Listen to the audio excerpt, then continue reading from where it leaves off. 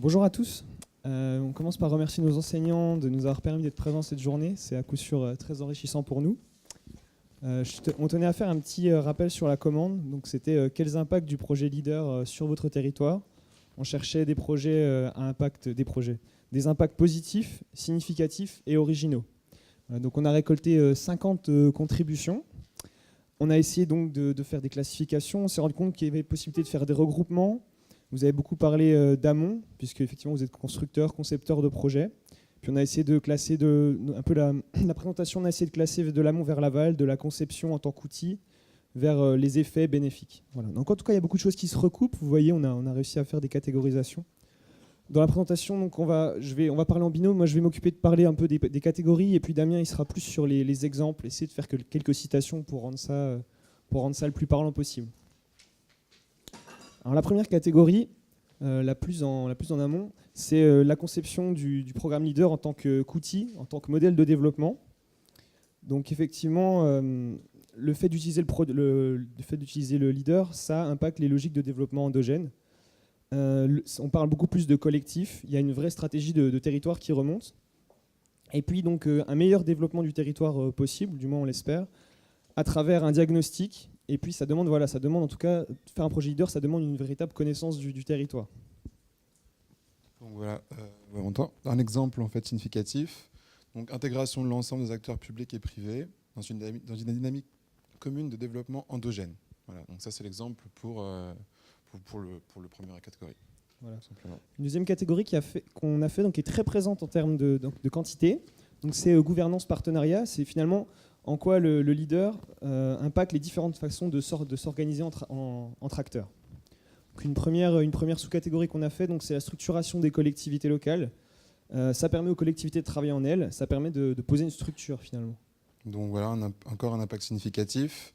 Donc le GAL est porté par deux structures, donc le PNR et le PI. Donc la candidature leader a permis de renforcer le partenariat et la cohérence des deux stratégies de développement des deux structures, et de réfléchir et retravailler une stratégie de développement pour le pays et lui donner une légitimité dans le programme Leader.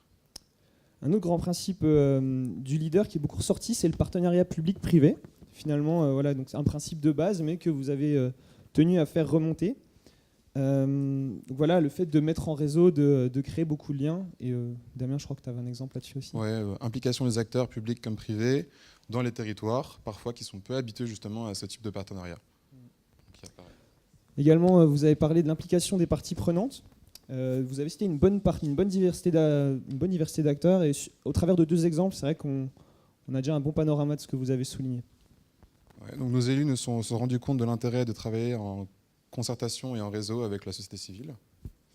Et, je prends un autre exemple. Le comité de programmation Leader a pris le relais du conseil de développement concernant l'implication de la société civile, justement. Voilà. Et puis donc la dernière sous-partie, c'était l'amélioration de la qualité des projets. Effectivement, par l'utilisation d'outils, il faut faire face à une pression de sélection pour espérer que le projet qu'on présente soit sélectionné, et puis répondre à des garanties au moment du dépôt de dossier. Tout ça, ça apporte des réflexions plus poussées au projet. Ensuite, beaucoup à l'opposé. Donc, finalement, c'est la base, et ça a été souligné par deux personnes.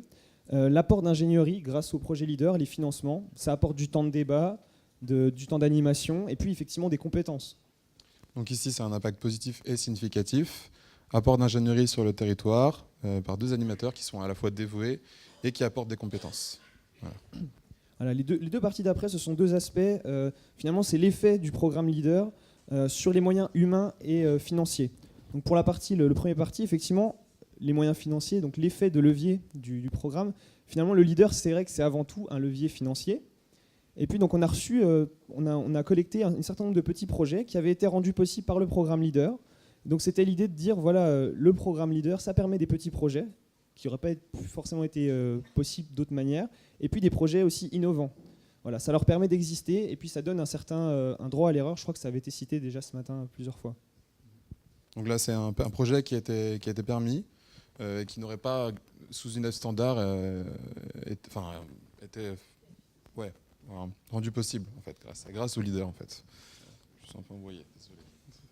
Et puis sur les moyens humains, Donc finalement, il y avait cette idée donc sur les organisations d'acteurs. Ça permet d'organiser les structures bénéficiaires, finalement après le lancement du projet, et puis notamment les filières. Donc la mobilisation des acteurs locaux dans la création d'une filière énotouristique, comme exemple.